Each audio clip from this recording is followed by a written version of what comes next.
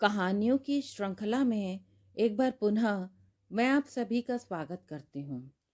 आज मैं आपके समक्ष ब्रिटेन से उषा राजे सक्सेना की कहानी तान्या दीवान लेकर उपस्थित हुई हूँ। यदि आपको यह कहानी अच्छी लगे तो कृपया चैनल को सब्सक्राइब करें। कहानी सुनिए तान्या दीवान वैदेही के स्वर में।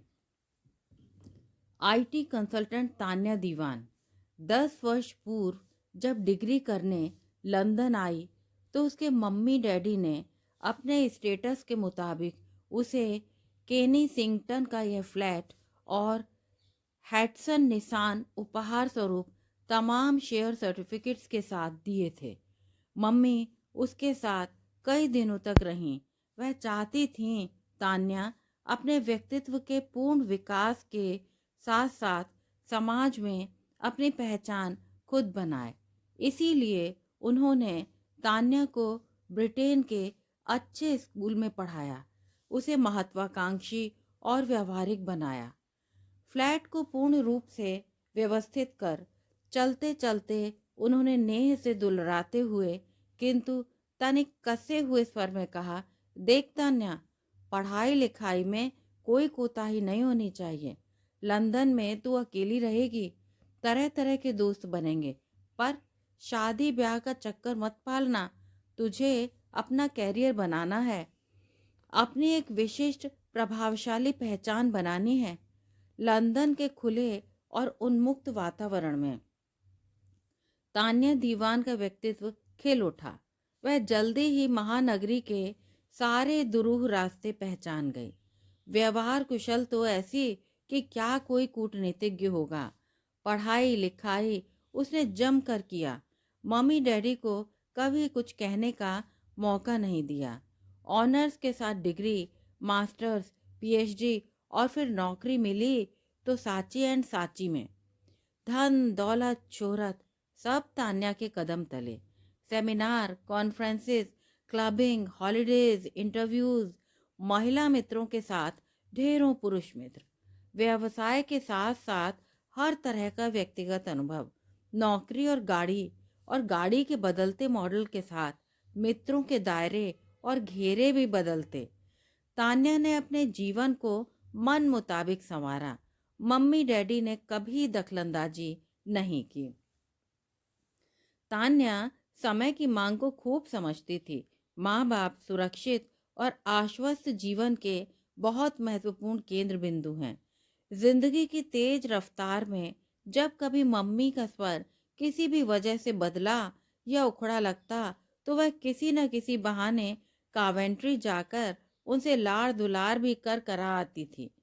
मम्मी को खुश करने के लिए ज़्यादा कुछ नहीं, बस उनके साथ रात देर तक हिंदी फिल्म देखना, फिर दूसरे दिन उनके डायलॉग बोल बोल कर उन्हें हंसाना, डैडी के साथ शतरंज खेलना, चीटिंग करके उन्हें मात देना और डैडी का प्यार से उनकी दी हुई मात को स्वीकार करना, क्रिकेट पर बहस करना, शादी की बात आए तो जॉब के कमिटमेंट की दुहाई देना और काल्पनिक शादीशुदा दोस्तों के करियर की दुर्दशा का नाटकीय वर्णन करना। जब वह मम्मी डैडी का मन बहलाकर लंदन वापस आती तब परिवार, मम्मी डैडी और उनकी तमाम फनी मान्यताएं और मूल्य उसके दिमाग से या तो निकल चुके होते या अवचेतन में कहीं आराम करने लगते। मम्मी डैडी बेटी के सरस व्यवहार, ख्याति और प्रगति पर खुश होते। मित्रों और संबंधियों से उसकी चर्चा करते नहीं थकते। काफी दिनों से तान्या कावेंट्री नहीं जा पाई थी। जीवन व्यस्त ही नहीं, बहुत व्यस्त हो चला था। मम्मी डैडी से फोन पर बात हो जाती।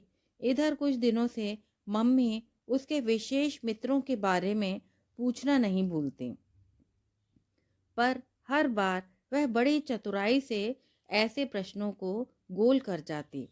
मम्मी वैसे खुले विचारों की हैं, पर वह उस पीढ़ी से संबंध रखती हैं जो चाहे कितना भी आधुनिक हो जाए फिर भी लड़की की शादी जैसी परंपरा के अधिकार भरे जकड़न के सम्मोहन से मुक्त नहीं हो पाता है। चाहे उनका अपना अनुभव कितने ही दर्दनाक हादसों से भरा हुआ क्यों ना हो। वैसे मम्मी डैडी ने शादी के लिए अभी तक उस पर कोई खास दबाव नहीं डाला। तान्या सोचती मम्मी डैडी उदार, सहृदय और खुले मन के हैं। घूमने फिरने, मौज मस्ती पर उन्होंने कभी कुछ नहीं कहा। पिछली बार जब वह एड्रियन और पीटर के साथ हॉलिडे पर गई थी, उन्होंने बस यही कहा था, इन लोगों के साथ आना जाना, दोस्ती वगैरह तो ठीक है, पर सीरियस मत होना। शादी ब्याह अपनों में ही ठीक होता है। उनका यह कहना उसे बड़ा ऑड और बैकवर्ड लगा, पर ऐसी बातों को हवा में उड़ा देना ही अच्छा है। मम्मी डैडी से मन मुटाव करना उसे कभी रास नहीं आता। इधर पिछले दिनों से मम्मी शादी ब्याह पर कुछ ज़्यादा ही बातें करने लगी हैं। इस उसकी शादी की खबरें खास तौर पर उसे सुनाने को उत्सुक रहती हैं। जब भी बात होती, हमेशा घुमा फिरा कर टोह लेने की कोशिश करती, कहीं वह किसी गोरे के साथ सीरियस तो नहीं हो रही। सीरियस? Serious my foot. यहाँ तो थोड़ा रिलैक्सेशन चाहिए और क्या। अभी कुछ हफ्तों पहले तान्या की मुलाकात एशली से संगीता के घर पर हुई थी। उस रात उसे एशली के जोक्स कुछ इतने अच्छे लगे कि लौटते समय तान्या ने एशली को अपने घर कॉफ़ी पर निमंत्रित कर लिया। उस रात एशली जोक सुनाते सुनाते बिस्तर में आ घुसा। एशली रमता जोगी है। उसके पास अपना कुछ नहीं है सिवाय कैमरे और गिटार के। वह बातों का घुड़सवार है। पहले तो एशली उसका फ्लैटमेट बना, फिर कुक और फिर एंटरटेनर और फोटोग्राफर। सब कुछ अच्छा खासा कन्वीनियंट रहा, बिना किसी कमिटमेंट के। उसके होने से तान्या की बोरियत दूर हो जाती है, थकान उतर जाती है और थोड़ा रिलैक्सेशन हो जाता है। घर आने पर साफ सुथरा फ्लैट, फिर चीज़ और वाइन के साथ इंतज़ार करता एशली उसे बहुत अच्छा लगता है। एशली क्रिएटिव है। उसके फिगर को ध्यान में रखते हुए वह तरह तरह के कैलोरी कंट्रोल डिशेस बनाता है। उस रात 11:30 बजे बदकिस्मती से एशली ने गफलत में सोते सोते मम्मी का फ़ोन रिसीव कर लिया। बस मम्मी उखड़ गई। दूसरे दिन मदर्स डे था। वह मम्मी के मनपसंद फूलों का बड़ा सा बुके लेकर घर गई। मम्मी ने फूलों को देखा तक नहीं, बस एशली को लेकर उस पर पिल पड़ी। खूब गहराई हुई। उस रोज चतुर तान्या अपनी मीठी मीठी बातों से भी मम्मी को बहला फुसला न सकी। डैडी इस सबके बीच कुछ नहीं बोले, बस चुपचाप सुनते रहे। बाद में फ़ोन पर भरे गले से कहा, तान्या तुम हमारी इकलौती औलाद हो, हम तुम्हें बहुत प्यार करते हैं। तुम्हारी खुशी के लिए हम अंग्रेज दामाद स्वीकार कर लेंगे, पर एक अंग्रेज दामाद से तालमेल बिठाने में हमारे जीवन की धूप निकल जाएगी। डैडी मैंने शादी के लिए कभी सोचा ही नहीं। पता नहीं मम्मी ने एशली के बारे में जाने क्या क्या सोच लिया। वह एक दोस्त ही तो है। आज है, कल उसका ट्रांसफ़र किसी और ब्रांच में हो जाएगा तो चला जाएगा। और आप भी। कहते कहते चुप हो गई, फिर बोली, I am not at all serious with him or anybody. Okay now relax dad. मामला कुछ ज़्यादा ही गंभीर है। सोचते हुए उसके डैडी मम्मी को खुश करने और खुद को बहलाने के लिए उनकी शादी की 25वीं वर्षगांठ पर ऐश्वर्य से परिपूर्ण छुट्टियां कनेरी आइलैंड में बुक करा दी। 2 सप्ताह तक उसने तन मन धन से मम्मी डैडी का जी भरकर मनोरंजन किया। डैडी से घंटों क्रिकेट, पुरानी फिल्मों, बिजनेस की पेचीदगियों और राजनीति पर बातें करती, तो मम्मी से बढ़ते अपराध, फिल्म, फैशन, कला और साहित्य पर। उन 2 सप्ताह में उसने उन पर ऐसा जादू चलाया कि मम्मी डैडी की सारी आशंकाएं छूमंतर हो गई। मुसीबत तो तब हुई जब एयरपोर्ट पर चलते चलते मम्मी ने हल्के मगर बेहद सख्त शब्दों में कहा, देख तनु, तूने पढ़ाई लिखाई कर ली, नौकरी कर ली, देश विदेश घूम भी लिया, जमकर अपनी स्वतंत्रता का उपयोग कर लिया, जीवन के सारे अनुभव ले लिए, अब शादी कर ले। इस तरह जिंदगी नहीं चलती, जीवन में ठहराव आना चाहिए। ओ मॉम, आप ये सब क्या कह रही हैं? मेरे लाइफ स्टाइल में शादी की जगह कहाँ है? मेरा तो एक पैर सदा हवाई जहाज में रहता है। मैं शादी का चक्कर नहीं पाल सकती हूँ। मुझे शादी की कोई ज़रूरत भी नहीं लगती। मैं अपने पैरों पर खड़ी हूँ। घर है, कार है, भारी भरकम बैंक बैलेंस है, ढेर सारे दोस्त हैं और फिर मेरी प्यारी मम्मी हैं। उसने मम्मी से लिपटते हुए उनके गालों को चूमते हुए कहा। अरे कैसी बातें करती है? मम्मी ने उसे हल्के से अलग करते हुए आंखों के घेरे में लेते हुए कहा, देख, मैं गायनोकोलॉजिस्ट हूँ। हर तरह की लड़कियाँ, औरतें मेरे पास आती हैं। तेरे अनुभव सफलता से भरे हैं तो मेरे अनुभव गहरे हैं। जिस तेज रफ्तार से तू चल रही है उसमें अचानक ही एक दिन थकान और डिप्रेशन तुझ पर हावी हो जाएगा। फिर तेरी मानसिकता में तेजी से बदलाव आएगा। अभी तेरे पास 1-2 साल का समय है। मेरी तरफ से कोई दबाव नहीं है, पर मेरी कही बातों पर थोड़ा सोच कर तो देख मेरी अच्छी बेटी, मम्मी ने उसे दुलराते हुए कहा। मैं सोचूंगी मम्मी, पर शादी बड़ी मुश्किल चीज़ है। मुझे किसी की बात सुनने या साथ रहने की आदत नहीं है। मैं लोगों को राय देती हूँ, किसी की राय लेती नहीं। शादी करो तो सबकी सुनो, फिर बच्चे पैदा करो। मुझे बच्चे कच्चे तो बिल्कुल ही नहीं चाहिए। यह सब मुसीबत और तकलीफ मुझसे नहीं झेली जाएगी। मुझे अपनी स्वतंत्रता बहुत प्रिय है माँ। ओ माँ, मुझ पर दबाव न डालो। तभी डैडी ने आकर कहा, अरे इतने दिन साथ रहकर भी तुम माँ बेटी की बातें खत्म नहीं हुई। जल्दी करो वरना हमारी कनेक्टिंग फ्लाइट मिस हो जाएगी। ओके बाय तनु। मेरी बात पर सीरियसली सोचना। मैं तेरे फ़ोन का इंतज़ार करूँगी। कहकर मम्मी डैडी का हाथ पकड़कर ट्रांजिट लाउंज की तरफ मुड़ गई। वैसे तान्या लंबी दोस्ती पसंद नहीं करती, पर एशली के साथ उसका लंबा और मधुर संबंध अनजाने में बिना किसी कमिटमेंट के हो गया। लड़कियों से दोस्ती करने में माहिर एशली शादी को बर्बादी, बेवकूफ़ी और किसी खूबसूरत रिश्ते को ख़त्म करने की साजिश मानता है। इस विषय पर तान्या की उससे कई बार छोटी मोटी बहस हो चुकी है, पर इधर मम्मी डैडी एशली को लेकर आतंकित हो उठे हैं और उधर एशली भी कुछ ज़्यादा ही भाव खाने लगा है। आखिरकार तान्या को उसे भगाना पड़ा। कोई कमिटमेंट तो था नहीं, पर कमबख्त याद तो आ ही जाता है। तान्या को पहली बार लगा माँ की बातों में गहरा सच बैठा है। एशली धीरे धीरे उसकी नसों में समाने लगा था। ओह अच्छा ही हुआ, बहुत ही अच्छा हुआ। Everything happens for the best. फिर भी उसके जाने के बाद जब कभी वह अकेली होती है तो मन का कोई कोना उदास लगता। कभी कभी यूं ही सुबकने का दिल करता है, या मन करता है डैडी की गोद में बैठकर उनसे फिजूल की बहस करती जाए। यह सब पहले तो नहीं होता था। ऐसा क्यों हो रहा है? क्या माँ की बात ठीक है? क्या वह उम्र के उस दौर पर आ गई है जब उसे स्थायी साथी चाहिए? उसने अपने सभी दोस्तों का मुआयना किया। ज़्यादातर ने शादी कर ली थी और जो बच्चे थे वे या तो लिव इन कर रहे थे या शादी के इरादे से किसी के साथ आ जा रहे थे। तान्या अभी भी शादी के मूड में नहीं थी। यह शादी भी बड़ी मुश्किल चीज़ है। कहाँ मिलेगा उसे ऐसा कोई जो उसके लाइफ स्टाइल में एडजस्ट कर सके।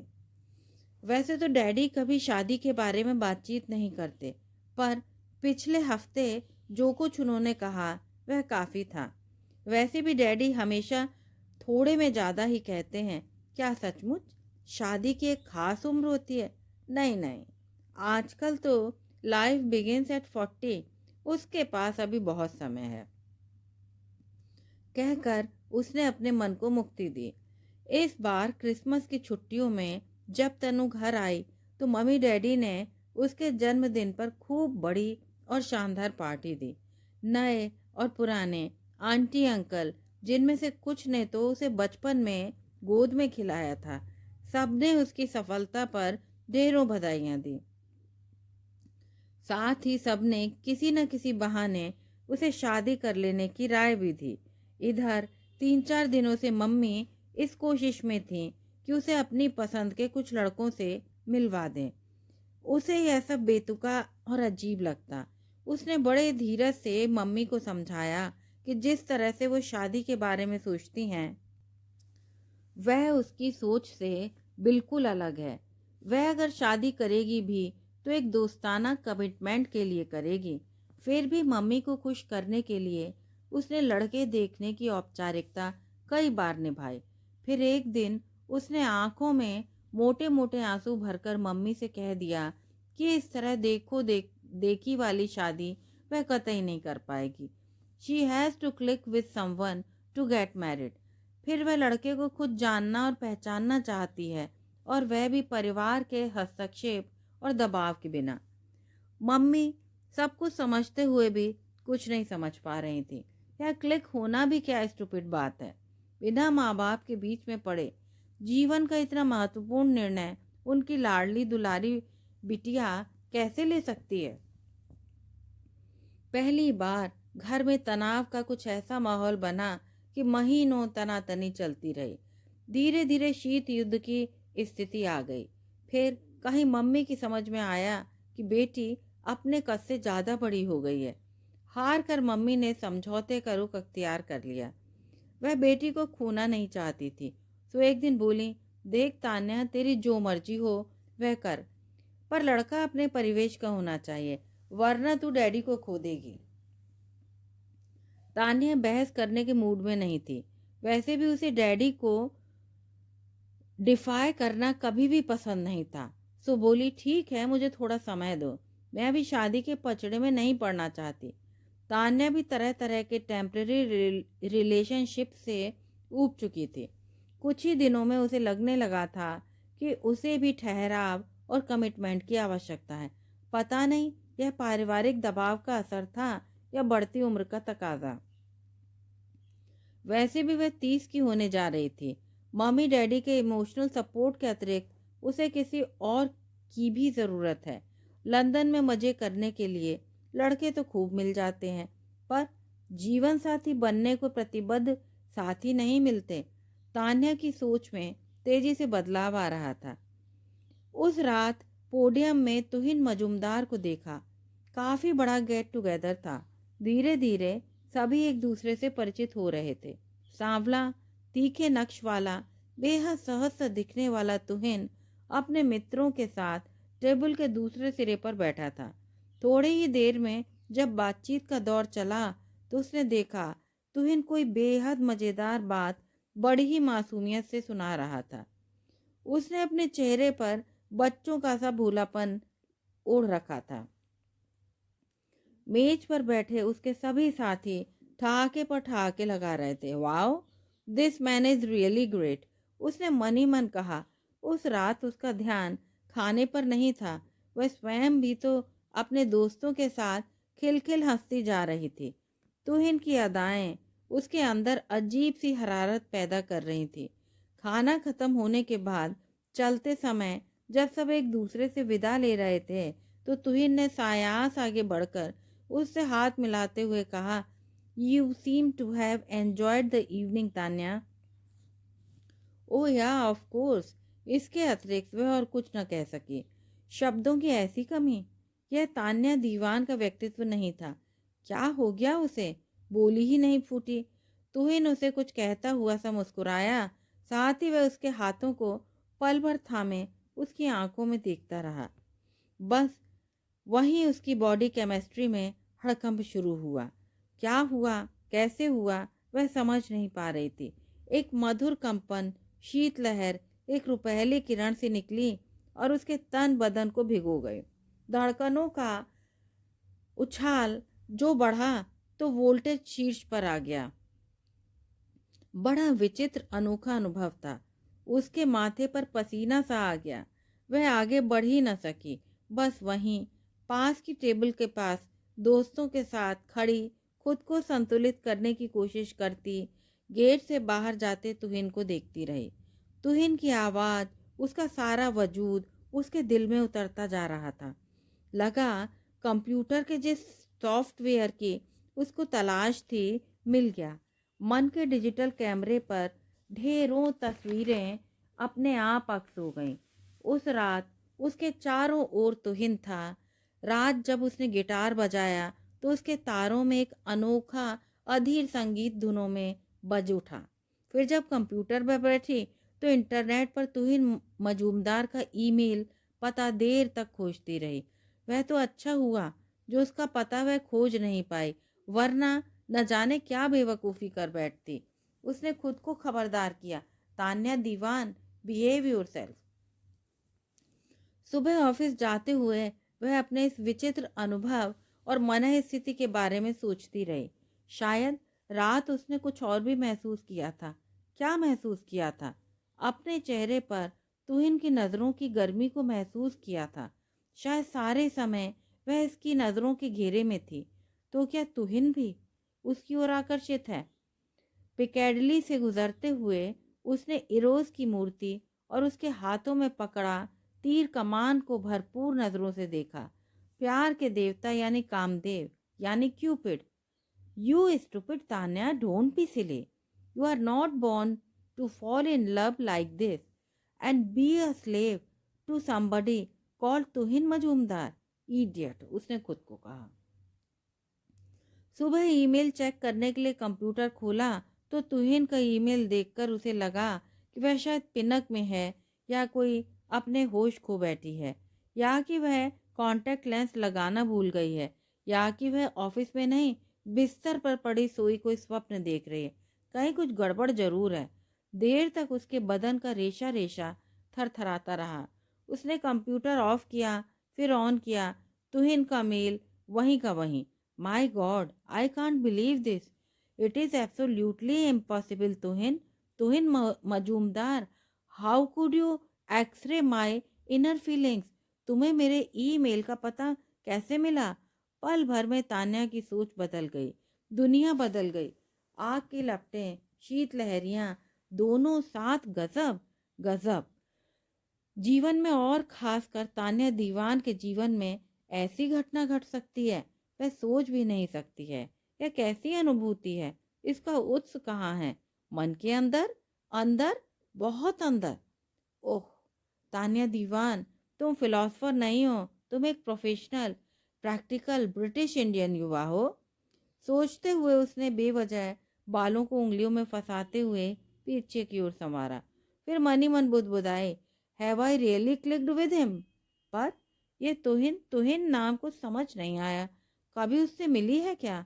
थोड़ी देर बाद जब मन कुछ संतुलन में आया तो उसने मम्मी को फोन कर बिना किसी भूमिका के पूछा, मॉम एक बेहद मजेदार नाम तुहिन सुनने में आया है, कैसा लगा है?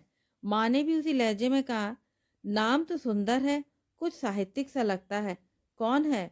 क्या मेरी बेटी को कोई पसंद आ गया है? तान्या की आवाज में मतवाली कोयल की कूक साफ सुनाई दे रही थी।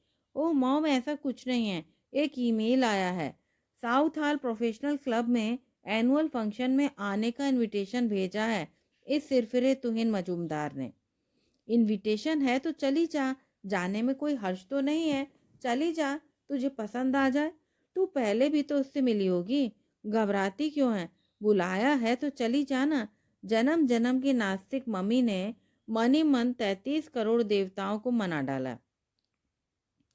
अभी कुछ सोचा नहीं, फिर कुछ रुक कर अधीर होकर बोली, but mom, don't force me and don't pin up your hopes. मुझे इस तरह डेट्स में कोई रुचि नहीं है। इतनी जल्दी मैं अपनी जिंदगी बर्बाद नहीं करना चाहती। मुझे खुली हवा में सांस तो लेने दो।